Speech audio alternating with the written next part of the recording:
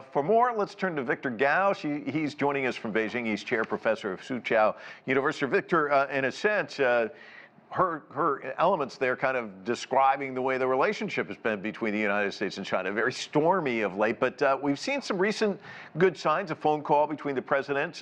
This comes, of course, on the heels of the meeting back in November in San Francisco. Now Yellen's in China. What do you think this means in terms of building momentum in moving forward this most important bilateral relationship in the world?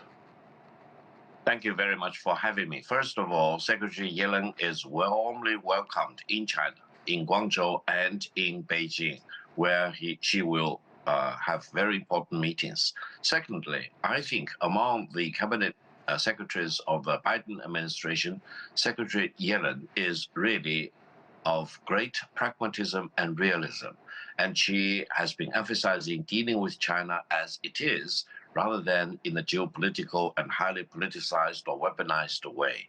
In that sense, I think Secretary Yellen is warmly welcomed and very much appreciated. And the level of pragmatism and the down-to-earth nature of her personality, as well as the way she conducts her office and responsibilities, has been warmly received here in China. This hopefully will reflect the realities in Washington.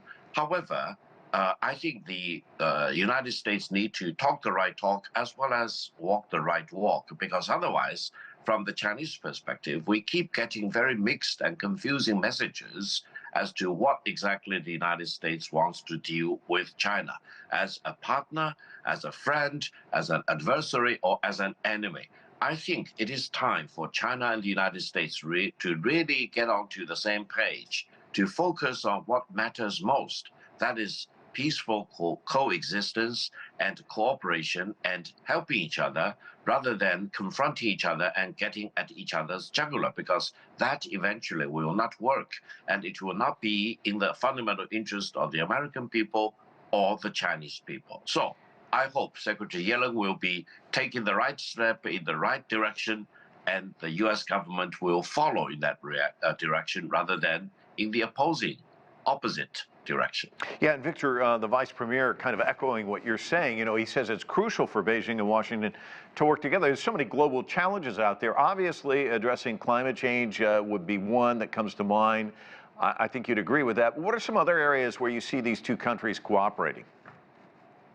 Well, among many other things, I would say China-U.S. cooperation in dealing with the consequences of AI will be very important, because AI is such that it may completely revolutionize everything that human being is accustomed to. Therefore, there are a lot of challenges as well as opportunities, and the challenges and the high risks need to be handled very properly. And without cooperation between China and the United States, I'm afraid the real prospect of AI may become very much of a menace for the continuity and the survivability of mankind as a whole. It is high time for China and the United States to get onto the same page about what we need to do, and we also need to let the mankind know that AI will not eventually constitute a fundamental survival threat to Homo sapien as we are. And this is extremely important, and without China-U.S. cooperation, I'm afraid the future of the world will not look promising, and it will probably look very menacing as far as mankind is concerned. Good point. You described her as a pragmatist. So once the Treasury Secretary's trip wraps up, she's in Guangzhou, she goes to Beijing, then she heads back to Washington. What does a successful visit look like there in Beijing, do you think? I think from Secretary Yellen's perspective, she knows the importance of China-U.S. relations, and she wants to apply a high level of pragmatism to these relations. On the other hand, she is also an envoy of President Biden and the U.S. government, and she has to say and make representations about what the U.S. government is. Now, she and the U.S. government now keep talking about overcapacity in electric vehicle. Allow me to disagree. I think in terms of the development of electric vehicle, it is a sunrise industry, and there will be many years for this industry to grow.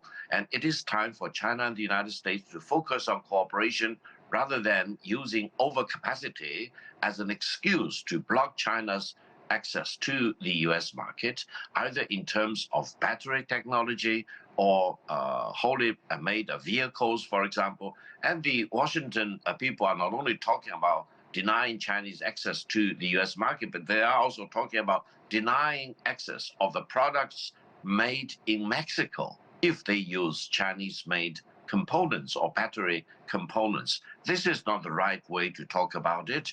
I think the United States need to really focus on really what matters. That is, the EV revolution is a new revolution, and the competition is not between China or the United States or Germany or Japan. The competition, if any, is really between a new technology, which is becoming more and more popular among consumers, and the old technology, that is the fuel-based cars, which eventually, my best judgment, will be replaced by the EV revolution. The sooner the United States gets its acts together, the better for the American car makers as well as for the consumers. It is time, again, for China and the United States to cooperate rather than to disrupt any normal exchange of goods, services, and ideas and technologies, and weaponize trade rather than embracing trade. And Victor, they have a few more days to hash out these differences as she continues her trip, Guangzhou and Beijing. Thank you so much for your insights on a very early morning there in Beijing. Appreciate it. Thank you.